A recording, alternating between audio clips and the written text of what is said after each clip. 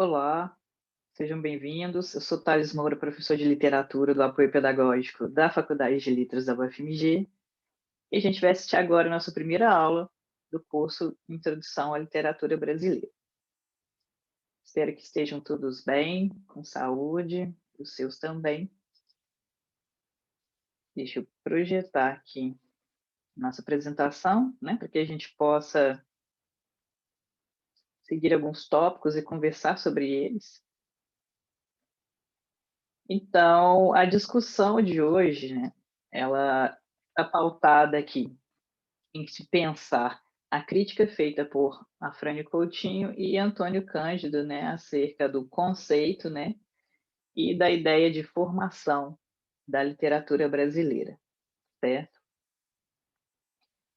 Então, vamos iniciar conversando um pouquinho sobre Afrânio Coutinho, sobre essa obra especificamente, aspectos gerais, para uma visão mais panorâmica, geral. Afrânio Coutinho é um crítico, ensaísta, crítico literário, que está pautando aí as suas discussões no âmbito da crítica estruturalista. Então, nós vamos pensar aqui que ele está pensando a questão da literatura como um fato autônomo, não vinculado a um contexto histórico. Isso explica, o motivo pelo qual ele não concorda com algumas das questões apontadas pelo Antônio Cândido, Informação da literatura brasileira, momentos decisivos, e esse aspecto de discussão entre esses dois pensamentos, alvo da discussão do artigo que a gente vai trabalhar também hoje, que é o artigo do professor Rogério, intitulado aí sobre o método crítico de Antônio Cândido, a informação da literatura brasileira. Não sem mais delongas, vamos passar por algumas questões principais abordadas no trecho que eu deixei para vocês, acerca dessa questão do conceito de literatura brasileira discutido pelo Afrânio Coutinho. No primeiro momento, ele vai destacar que, desde o século XVII, não são uma só a literatura a brasileira e a portuguesa. Então, ele faz essa distinção já desde o século XVII, apontando aí características que delimitariam uma discussão acerca da literatura brasileira desvinculada da portuguesa. Ele vai dizer que, desde aí da colonização, nós temos um novo mundo, novos interesses, uma nova mentalidade, novos sentimentos, outra situação histórica que fez produzir também uma literatura diferente da portuguesa. Aqui a gente entra em um ponto também de discussão com a obra de Antônio Cândido, que vai considerar a literatura portuguesa como um ramo da literatura brasileira, ou o contrário. O Afrânio Coutinho vai comentar que, no campo intelectual, a gente tinha aí um domínio de grupos de escritores portugueses, que já colocavam à margem a produção intelectual brasileira, aquilo que estava sendo produzido já nesse novo mundo, pensando aí nessa nova ambientação. Então, essa questão de literatura brasileira versus literatura colonial, muito adotada em algumas discussões críticas sobre da historiografia literária brasileira, ele não vai concordar com essa dicotomia. Inclusive, ele vai dizer que esse é um critério estranho aplicado à literatura, que para ele só faz sentido dentro do âmbito da política. E ele vai citar, por exemplo, os casos de Anchieta e Gregório, posteriormente Antônio Vieira, no mesmo período, aliás, que já estão tendo a sua produção no contexto brasileiro, no que a gente vai chamar aqui de barroco brasileiro, e que não é considerado pela historiografia literária brasileira, mas que aqui já estaria se construindo, então, as bases de características que seriam fundamentais, né, nas obras oitocentistas. E aí os cantos populares, as formas folclóricas e, posteriormente, também as mais avançadas, né, já eram consideradas um novo instrumento verbal que participaria da constituição da formação da literatura brasileira. Então, a gente tem já dois pontos de partidas diferentes, né, em relação ao critério de formação. Antônio Cândido pensando a partir do arcadismo e o Afrânio Coutinho dizendo que não, no barroco nós já temos aí uma experiência literária completamente diferente da experiência literária europeia, sobretudo da questão da literatura portuguesa, né, influência da literatura brasileira aí no início aí da nossa produção. Então, essa questão da literatura brasileira, ela para o Afrânio Coutinho, também sinônimo de uma experiência brasileira, né? Isso que nós estamos comentando a respeito dessa ambientação dos escritores já no Novo Mundo, né? Isso faria parte já para o Afrânio Coutinho de uma forma de se pensar a literatura desvencilhada de uma experiência literária europeia.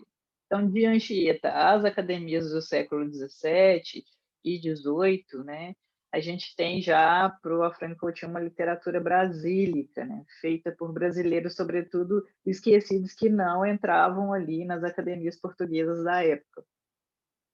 Então, inclusive, ele vai apontar que no nosso arcadismo nós temos uma superioridade de produção literária, né, em vista aí da produção literária portuguesa. Então, existe essa questão, literatura colonial versus literatura nacional. Para o Afrânio Coutinho, isso não existe. Né? Não é possível pensar isso dentro da crítica literária. Porque, para ele, esse conceito de colonial, né, ele serve somente a uma abordagem política, e não estaria considerando produções literárias já em solo, né, brasileiro, já no Novo Mundo, que estariam se conectando com a própria realidade brasileira, inclusive já tendo posicionamentos anticoloniais, e ele cita o caso, por exemplo, do Gregório de Matos, né? E também nas academias, né, que são as agremiações, aquele que vem antes do arcadismo, sobretudo pensando nesse espaço, né, que não é dado para esses intelectuais brasileiros no âmbito aí de uma elite pensante, né, que está dominando aí o cenário de produção intelectual e o contexto de produção das obras. E aí, ao invés de se pensar essa dicotomia literatura colonial, literatura nacional, o Afrânio Coutinho propõe pensarmos, né, em expressões de literatura barroca, arcádica e neoclássica nesse período, né?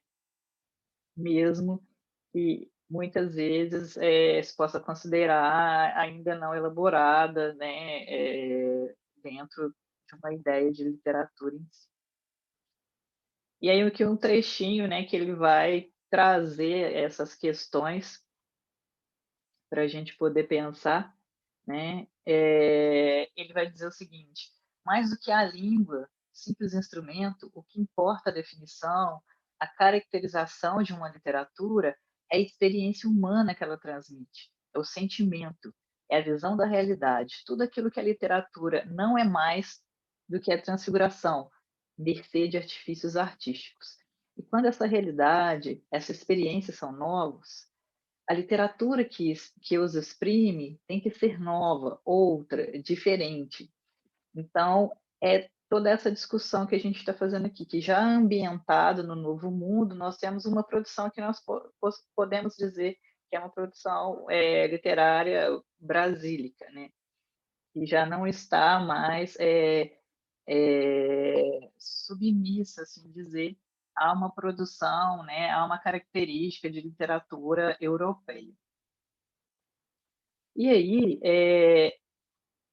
a contrapartida para se pensar isso é pensar a obra de Antônio Cândido, né. Antônio Cândido é um crítico literário, professor, ensaísta, que tem uma produção enorme também dentro do âmbito da historiografia literária brasileira. A Formação da Literatura Brasileira, Momentos Decisivos, é um livro importantíssimo para todo estudante de letras, né.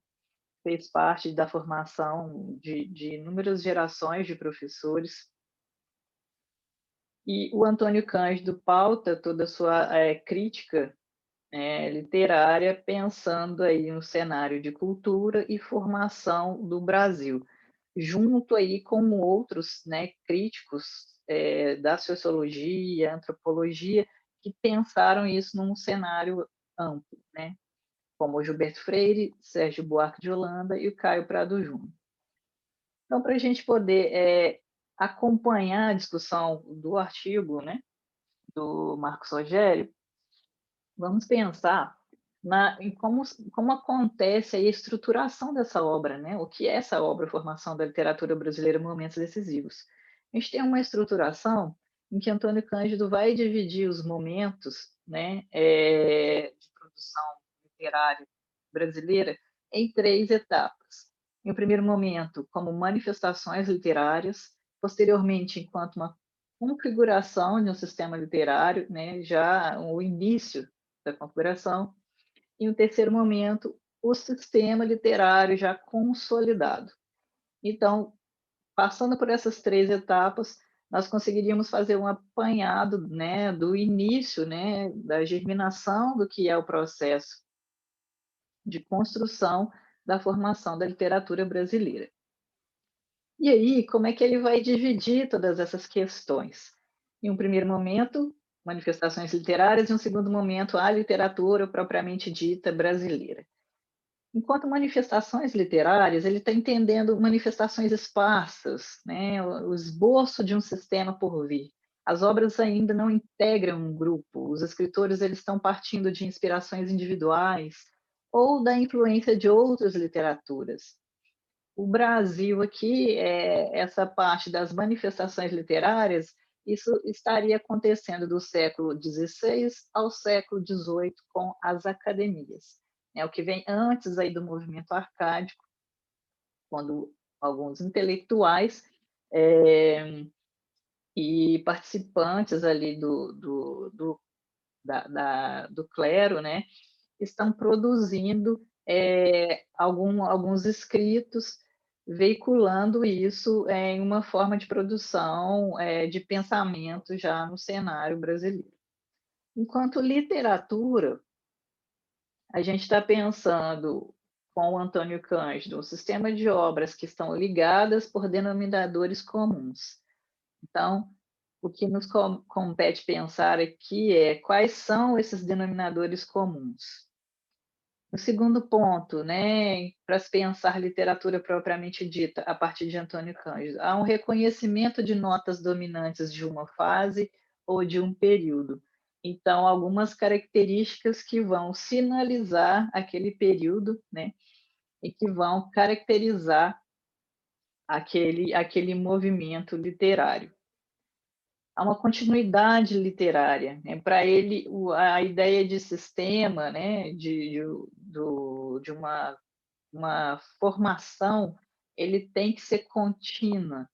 Então, a questão dos conjuntos de elementos que são transmitidos, né, dentro ali daquele movimento e também que perpassam para outros movimentos literários. No Brasil, ele vai situar essa ideia do início de uma literatura especificamente brasileira de meados do século XVIII, se estabelecendo na primeira metade do século XIX com os Árcades mineiros. E aqui é interessante a gente pensar, porque está conectado também com um movimento político que está acontecendo, né, em Minas Gerais, sobretudo pensando a questão da Inconfidência Mineira. Mas é interessante a gente pensar, e já dialogando com o artigo do professor Marcos, que a ideia de formação, né, articulada por Antônio Cândido e talvez incompreendida por Haroldo de Campos e pelo Afrânio Coutinho, né, uma vez que ele desconsidera o barroco, né, da produção literária brasileira, é que o movimento que o Antônio Cândido está fazendo aqui é um movimento dialético, e não pretende ser um movimento que vai percorrer a história descrevendo, né, todas essas manifestações literárias. Mas, sobretudo, ele tem um interesse diferente, né, que pegar as complexidades desses períodos, né, e a partir de dois movimentos específicos, o arcadismo e o romantismo, pensar como esses dois movimentos sintetizam, na verdade, uma forma adotada aí dentro do sistema da literatura brasileira que vai permear todos os outros movimentos literários. A respeito da questão das manifestações literárias, vamos pensar aí nas crônicas, nos relatos, né, do quinhentismo. Os primeiros escritos produzidos aqui no Brasil, né, tinham como intuito o quê? Descrição da terra, dos povos aqui encontrados, da cultura, né? Dentre essas produções, a gente tem relatos administrativos, cartas, poemas de fundo religioso, muitos deles utilizados nas pregações jesuíticas. Tínhamos os autos, as peças de teatro, com esse viés já pedagógico. Então, no século XVI, por exemplo, José de Anchieta, ele mesclava ali um estilo clássico com a tradição popular. Ele produzia aí, autos, peças educativas, né, para a catequização dos indígenas, utilizando até 4 línguas, né, o tupi, o espanhol, o latim, o português. Ele utilizava, né, a língua geral, que era uma adaptação aí de uma linguagem, né, que conseguiria fazer comunicar tanto os colonos quanto os colonizados, e essa língua geral ela foi inserida em uma gramática, né? Então tem todo esse cenário em que o Anchieta está pensando já nessas ferramentas de comunicação e introduzindo isso também na literatura, né? É interessante pensar que ele vê na literatura e na arte, né, sobretudo teatral, uma forma de se aproximar dos indígenas, né? Uma forma de se conectar com eles, porque percebe que a arte, né, sobretudo a teatral, tem muito essa questão da gestualidade, né, que poderia facilitar no contexto de comunicação. Depois, então, de Anchieta, o Antônio Cândido vai dizer que produção literária, né, com essa qualidade da que José de Anchieta produziu naquele período, nós só iremos ter prosopopeia, né, de Bento Teixeira, uma obra produzida em 1601, né, uma espécie de epopeia narrando aí a questão da colonização. A ideia da transfiguração de realidade, né, foi uma ideia que fez parte dos processos da formação da literatura brasileira a partir do século XVII. Tá? Então, aqui, a partir do século XVII, os escritores já estão pensando o Brasil enquanto paraíso terrestre, o valor simbólico da flora e da fauna, já inserindo isso dentro dos seus escritos, os atos humanos e algumas alegorias, né? Um conjunto de metáforas para fazer significar, né, algum contexto específico, alguma representação específica de alguma coisa. A Bahia, né, no século XVII, era, né, a capital da colônia, era a zona mais culta da colônia, ali circulavam esses materiais, e o padre Antônio Vieira e Gregório de Matos estavam produzindo ali naquele momento. O padre Antônio Vieira seus sermões, com um estilo mais denso, prolixo, né, alegórico, utilizando muito dessas imagens, né, de um modo a convencer pela retórica, né, a partir de seus sermões, dessa linguagem rebuscada. E Gregório de Matos, com seus poemas líricos, satíricos e religiosos. Aqui, nesse período, né, em que o Afrânio Coutinho está considerando o barroco, o Antônio Cândido vê ainda aqui como um início, né, de um caminhar para uma produção literária especificamente brasileira. Então, essa diferença que se estabelece entre esses dois tipos de pensamento já começa nesse momento. Enquanto essas obras de Padre Antônio Vieira e Gregório de Matos muitas vezes não são encaradas dentro do contexto da produção especificamente brasileira, né? O Padre Antônio Vieira sendo considerado uma literatura portuguesa, né, e não especificamente já brasílica, nós temos aí o Antônio Cândido fazendo essa divisão, né, não considerando esses processos, uma vez que dentro do conceito de literatura brasileira, o Afrânio Coutinho já está situando esses dois autores, né, com posicionamentos tipicamente de uma linguagem literária brasileira. E aí, no século XVIII, né, a fundação das academias. Aqui, o que, que a gente tem? Né? Já o sentimento de uma atividade literária comum. Antônio Cândido vai dizer que isso é possível, né? Esse sentimento torna-se, né, possível nesse momento, porque há a transferência da capital do Brasil para o Rio de Janeiro, ali no decênio de 1760. Isso faz com que aconteça um florescimento de manifestações artísticas diversas que não vão estar concentradas apenas em um lugar. Então, o que a gente tem?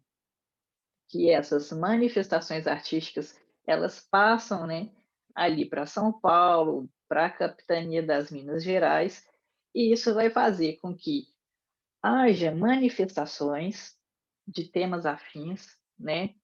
Inclusive já o início de um pensamento indianista que vai dominar a produção oitocentista. Então, com essa descentralização, né, de um florescimento artístico, vivenciado, por exemplo, no período, né, em que a capital da colônia era Bahia, quando passa para o Rio de Janeiro, temos já essa divulgação para outros pontos, outras capitanias, e isso vai fazer com que espalhe, né, essas manifestações de temas afins. Coaduna, né, no indianismo, que é uma produção que vai lidar ali especificamente com muitas dessas temáticas que já iniciaram aqui na fundação dessas academias, né? E o Antônio Cândido situa, né, a Academia dos Seletos e dos Renascidos e os primeiros trabalhos de Cláudio Manuel da Costa. Então, tem a questão também que, para os românticos, né, a literatura brasileira começava com um tema indianista, com Durão e Basílio, que estavam sendo considerados aí superiores, né, com uma literatura superior à de Cláudio Gonzaga, né, ali no arcadismo. Antônio Cândido, no entanto, ele vai considerar que a nossa literatura é ramo da portuguesa, né, e que ele não pretende abordar o seu estudo estabelecendo uma contraposição entre as duas. Né? Ele prefere partir da ideia de uma literatura comum, brasileira e portuguesa, né, pensando isso como um fenômeno da civilização e do papel que esses escritores, né, exerceram na formação desse sistema. Então, para ele, não podemos desvincular a produção portuguesa da brasileira, né? E que elas estabelecem, na verdade, um laço, uma comunicação para formar tudo que foi sendo produzido, né, a partir da colonização. Então, aqui já temos um posicionamento radicalmente diferente, considerando a ideia do Afrânio Coutinho, que tem um posicionamento bem pontual em dizer que não podemos considerar, né, essa divisão. Para ele não existe essa ideia da literatura portuguesa ser parecida com a brasileira, ou se conectar com a brasileira, que elas, né, tinham questões muito diferentes a abordar, elas tinham direcionamentos diferentes. E algumas notas introdutórias, né, para a gente pensar na obra de Antônio Cândido, enquanto um conceito, né, de formação dialética, que vai estar conversando com relações culturais e sociais, mas não lendo essas relações, lendo a literatura a partir dessas relações, mas essas relações, elas funcionam, né, dentro da literatura enquanto texto. Então, há uma metodologia muito própria, né, de se analisar as obras. E o primeiro ponto, para o Antônio Cândido, a literatura brasileira é parte integrante das literaturas do Ocidente europeu, não dá para a gente desconsiderar isso. Em razão disso, esse conceito de começo ele vai ser relativo, né, e diferente das literaturas consideradas matrizes, por exemplo, portuguesa, francesa, italiana. Língua, sociedade e literatura, para Antônio Cândido, são elementos que fazem parte de um contínuo e evoluem mutuamente, alcançando assim maturidade. É o que acontece também de um movimento literário para outro, né? Tem essa verve de beber, né, dessas fontes das literaturas do Ocidente europeu e irem maturando ao longo do tempo. E o processo de conquista e colonização do território brasileiro, né, pelos portugueses, implicou um transplante de línguas e literaturas já maduras em um meio físico que vivenciava modelos culturais completamente diferentes. Então, o que ele está querendo dizer é que há uma transposição de modelos culturais, de simbologia do Ocidente europeu, e que se fazem aqui dentro da literatura produzida no Brasil. Para ele, então, né, a sociedade brasileira significava, né, encontro aí, né, de formas primitivas com formas avançadas, né, de conhecimento. E a ideia, né, da cultura do colonizado, né, estava aí em contraposição à cultura do colonizador, né, mas em relação a uma situação paradoxal, né, que era vivenciada no cenário da literatura brasileira, mas também fazia parte das bases de formação, né, da sociedade enquanto um todo.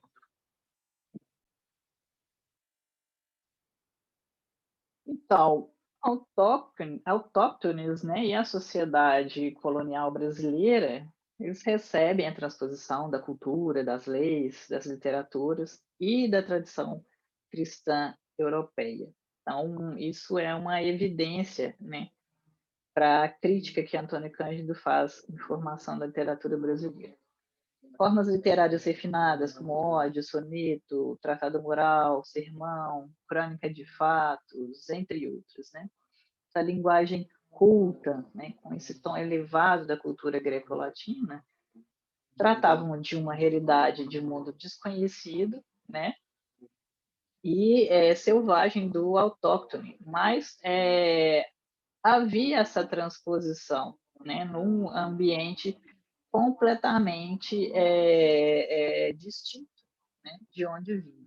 A expressão literária brasileira vai se desenvolver a partir desse molde, né, que é um molde europeu, e vai se ajustando para tentar se adequar à realidade local, à análise crítica que ele vai dizer. E aí eu trago aqui uma passagem direto da obra, né, Iniciação ao Estudo da Literatura Brasileira, em que ele vai dizer que a história da literatura brasileira é, em grande parte, a história de uma imposição cultural, que aos poucos foi gerando expressão literária diferente, embora em correlação estreita com os centros civilizadores da Europa. Então, não há esse posicionamento, né, de se distanciar daquela linguagem, daquela simbologia, né, daquela estética. Então, a literatura brasileira vai caminhando, né, junto com essa expressão literária, né, ocidental. Então, a partir, né, de um inconformismo e de divergências, né, que se deram em relação às formas expressivas de base, algumas, né, possibilidades novas foram, né, sendo cogitadas no âmbito da literatura no Brasil colônia. Mas não devemos nos esquecer que, embora haja, né, essa ideia de se cogitar novas possibilidades, elas estavam sempre conectadas com esse universo cultural ocidental. Então, há aí um duplo movimento a se pensar, né? Da relação dessa matriz da literatura brasileira, em primeiro momento. Percepção da nova realidade e a necessidade de se pensar em outros temas, e no segundo momento, a necessidade de adaptação das formas, né, dos gêneros aos sentimentos e à realidade local. Aqui a gente pode pensar, por exemplo, no romantismo brasileiro, a primeira geração, e tinha aí, né, enquanto idealização de herói, um índio, né, um índio caracteristicamente europeu, né, com gestualidades, né, e com modos do homem branco europeu, o índio idealizado. Então, no Guarani, né, vamos pensar em Iracema, como é que essa ideia, né, de idealização dentro da literatura brasileira no romantismo acontecia, né? E aí agora, o contraponto para a gente amarrar essas duas discussões, né? O que o Rogério está dizendo aí sobre esse método crítico do Antônio Cândido, né? E como é que nós podemos pensar essa correlação, né? Essa ideia de formação que o Antônio Cândido traz, em contraposição ao pensamento de Afrânio Coutinho. A gente tem, em um primeiro momento, o eixo central de discussão da obra, o seu método, né, que a gente já discutiu aqui detalhadamente, né, a organização disciplinada desse material recolhido, essa concepção de história que vai organizar, que vai dar unidade ao livro, e essa articulação entre literatura e relações culturais, né, que é precursora aí do que a gente chama hoje dos estudos culturais, mas com uma metodologia de crítica diferente, pautada sobretudo no texto, né? O texto é a reprodução do que vemos aí no solo das relações sociais e culturais, e não o contrário. Então, Afrânio Coutinho, Haroldo de Campos, né, o Rogério, Marcos Rogério, interpretaram mal essa ideia de formação que Antônio Cândido buscou construir, né, e em relação ao barroco. Então, nessa complexidade dos movimentos, essa ideia de unidade orgânica e contraditória, a gente deve pensar, então, esses movimentos, sobretudo o arcadismo, né, com uma ideia de aclimatação, né, um desajustamento das imagens pastoris, né, porque os árcades eles colocavam em cena na literatura a imagem de pastores, né, de um ambiente, sobretudo, bucólico, né, com uma percepção de cena, né, vinculado à cultura greco-latina, né, arcádica, né, a ideia de pensar um lugar sereno, de paz, né, e essa influência no romantismo, com a elevação simbólica do índio, né, um herói, né, um herói idealizado aos moldes de um herói europeu, essa complexidade que ele está tentando analisar e que, na verdade, se torna base de tudo que veio depois, sendo construído ao longo da historiografia brasileira. Então, o que ele está dizendo é que o Antônio Cândido não pretendeu fazer uma historiografia, né, descrevendo esses movimentos, né, movimento a movimento, mas ele tentou pensar nessa dialética de como essas relações, né, que aconteciam no solo social, cultural, né, poderiam ser explicados dentro da dinâmica da literatura, porque eles acabavam por se constituir, né, em uma forma que foi adotada, né, dentro do sistema literário brasileiro para a constituição das obras, enquanto um sistema fechado, né? E aí, arcadismo e romantismo funcionam dessa maneira, né? Como um universo espiritual e estético autônomo, né? Que está pensando as suas bases, né? A partir das vivências no plano do novo mundo, né?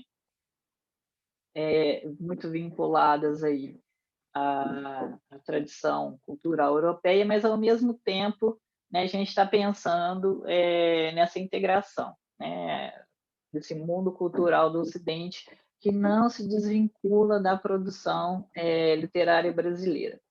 Essa concepção de formação do Antônio Cândido, como eu disse, é dialética, né? Esses elementos literários, autor, obra, público, eles se encontram aí em relação com a conjuntura histórica e social. E isso, né, é o que faz acontecer esse sistema, né, literário brasileiro que, né, é integrado, que também se retroalimenta de todas essas questões ao longo do tempo. A literatura aparece como reprodução da sociedade, né? A literatura é uma fatura desses dados socioculturais, mas a metodologia utilizada pelo Antônio Cândido, ela parte do exame dos textos literários, né? O Antônio Cândido ele explica a cultura e a sociedade a partir dos textos literários, né? Que articularam a sua forma, levando em conta todo esse cenário, né? Mas não deixando de lado a leitura dos textos em primeiro momento. Uma outra questão para finalizar, né, que eu gostaria de comentar com vocês, é essa ideia, né, de que o Antônio Cândido ele não está descrevendo, ele não está comparando os movimentos, ele está especificando uma complexidade que há ali, né, mas que vem a formar uma unidade que é orgânica, mas que é ao mesmo tempo contraditória. Então, há um elemento que confere organicidade a esse sistema, mas que não deixa de se conectar a essa tradição europeia. É uma tradição que se quer tradição, mas quebrada, né, porque está alicerçada nesse plano, né, ocidental. Por exemplo, no romantismo, esse contraponto localista, né, a construção, né, do herói nacional, né, essa paisagem local que é cheia de clichês, e que depois vai ser retrabalhado no modernismo, né? O modernismo faz essa revisão desses clichês, né? E aí a gente tem um paradoxo. Né? A partir de que códigos, né? De que imagens estilizadas os escritores brasileiros estavam tentando construir a nossa realidade. Né? Não pretendia se construir uma realidade pautada em símbolos, né? Em ideias estilizadas de um outro contexto. Um segundo ponto é essa concepção, né, de dialética que a gente tem que pensar, né, essa ligação que o Antônio Cândido faz com essas obras do contexto da sociologia, né, e da ideia de formação que estavam sendo produzidas ali, por exemplo, sobretudo com a obra do Caio Prado Júnior, Informação do Brasil Contemporâneo, quais eram as premissas históricas, né, que eles estavam levantando ali, que permitiam o Brasil passar da condição de colônia para nação. Então, nessa fórmula que a gente pode construir, né, de um processo histórico-social, né, e um sistema literário, nós temos uma tese que o Antônio Cândido levanta, que não dá para desvincular esses dois processos, mas que, na verdade, esse processo, né, que vem do plano histórico e social, ele se transforma em linguagem, né, na literatura brasileira. E é isso que dá forma, né, a esse sistema orgânico que a gente tem hoje.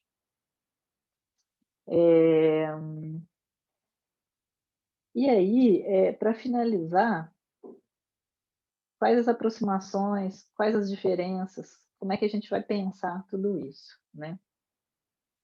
Essa questão da redução estrutural também, né, que está no artigo do Marcos Rogério. Essa ideia de redução estrutural é o que a gente retoma lá dessa discussão, né, do arcadismo e do romantismo, né? Quais as realidades que eles estavam trazendo ali? A realidade do mundo e a do ser, né? Dentro da narrativa, transformava em uma unidade estrutural literária, né? Ele está pensando ali em como a narrativa se constitui a partir de materiais não literários, né? Não ao contrário, pegar no âmbito social alguma coisa que explique aquele texto literário, mas não. Como é que aquelas questões não materiais dentro do texto literário se materializavam, né? Então, essa redução estrutural também vai aparecer na obra toda a obra do Antônio Cândido, né? E mais informação, a gente tem esse paradoxo, né? A literatura é uma obra, né? É uma realidade autônoma, né? Ela se explica por si só, mas ela está conectada com esse universo ocidental europeu, né? Então, essa tradição quebrada, como é que nós vamos pensar isso, né? Como é que a gente vai pensar que essa obra tem características, né, de expressão de uma outra realidade, né? E aí, para finalizar, vamos pensar nessa ideia de redução estrutural, né, nesse processo de estudo da formação brasileira, que vem a partir desses dois movimentos, para a gente poder contemplar a ideia de que, na verdade, esses autores do arcadismo e do romantismo, né, que constituem essa base de formação do que vem, né, depois em outros movimentos, eles são, na verdade, pensadores de um processo mais amplo. Eles estão pensando a sociedade, eles estão pensando a cultura, né? Mas tudo isso está conectado ali dentro da literatura. A literatura brasileira, então, parece conter dentro de si uma questão ampla, né, que ajuda a gente a pensar não só a questão estética, literária, mas essas questões elas são transportadas para o texto de modo que a gente pode analisar pela historiografia literária brasileira também as bases de formação do Brasil. Tá ok? Então, por hoje é só. Nos encontramos na nossa primeira discussão, né, para que vocês possam comentar o que vocês acharam desses dois textos, né, dessa articulação, da visão do Afrânio Coutinho. Comentem comigo o que vocês acharam, a revisão, né, que o Marcos Rogério faz da obra de Antônio Cândido. Eu coloco algumas pontuações para vocês, né? Vamos dialogar sobre isso, tá ok? Nos vemos por lá.